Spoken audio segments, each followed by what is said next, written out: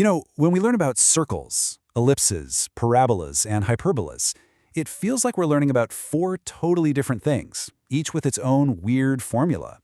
But what if I told you that's not really the full story? Today, we're going to look at a kind of mathematical master key, a single, simple polar equation that unlocks all of them and shows you how they're all beautifully connected. Right? I mean, we're usually taught these separate, pretty complicated formulas for each of these shapes. But what if that's just the long way around? What if there was one single equation where you could just tweak one little number and get any of these shapes you want? Well, there is, and we're going to dive right into it. All right, section 1. Let's check out this one equation that, well, rules them all. And here it is, the unified polar form for conics. Now I know, at first glance, it might look a little intense. But remember, in polar coordinates, r is just the distance from the center, and theta is the angle. This one formula, this elegant little thing, can draw every single one of those conic sections. The real magic isn't how complicated it looks, it's how simple it actually is once you know the secret.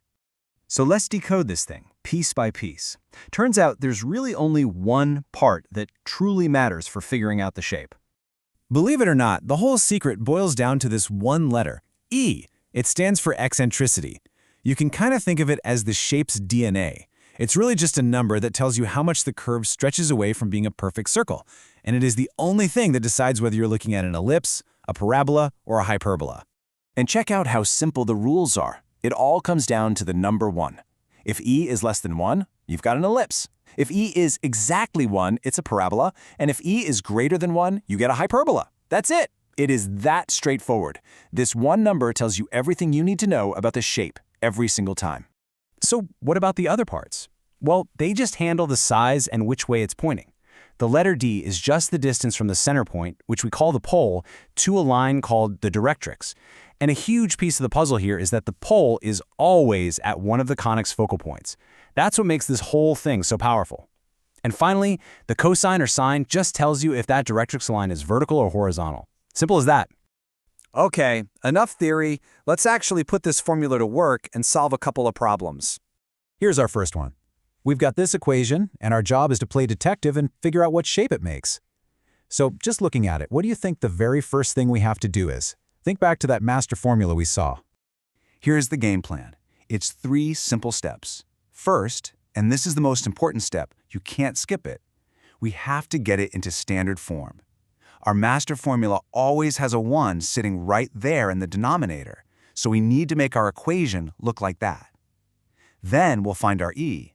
And finally, we just compare E to 1 to name our shape. Let's do it. Okay, following the plan, we need a 1 where that 2 is, so let's divide the entire top and bottom of the fraction by 2. That gives us r equals 3 on top and 1 plus 0.5 times cosine theta on the bottom. And look at that. The number right next to the cosine, that's our eccentricity. So E is 0.5. And since 0.5 is less than 1, we know exactly what we're dealing with. It has to be an ellipse. See? Once you know the steps, it's actually pretty easy. Okay, let's try going the other way. This time, we know the shape is a parabola, and we know where its directrix is.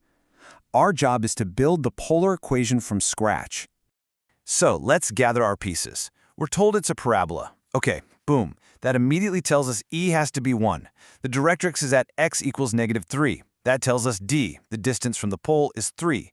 And because it's a vertical line on the left side, we know we need to use the formula with 1 minus cos theta.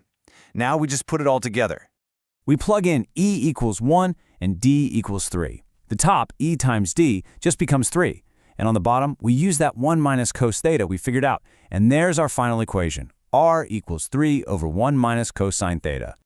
Now, before we wrap up, I want to point out a super common mistake. Getting this one thing right is the difference between these problems being easy and being really frustrating. The number one mistake, by far, is trying to find E before the equation is in standard form. Go back to that first example, r equals 6 over 2 plus cos theta. It is so tempting to look at that cos theta and think E must be 1, because there's no number in front of it.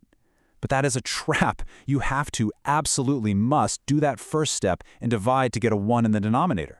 That is the key to getting it right every time. So why does any of this matter? I mean, it's a cool math trick, sure, But this is way more than that. This single equation, it turns out, describes the very fabric of our solar system. That's right. Every single planet, every asteroid, every comet follows a path that is a conic section, almost always an ellipse. And Johannes Kepler, centuries ago, used these very same polar equations to figure out his laws of planetary motion. The math we just did, it's the same math that NASA uses to send a rover to Mars. So what you've really learned today isn't just another formula from a textbook. It's a whole new way of seeing the beautiful, hidden order in the universe, from the shape of a satellite dish to the orbit of a planet. You've just unlocked the math of the cosmos. The only question is, what are you going to explore with it next? Thanks for joining me.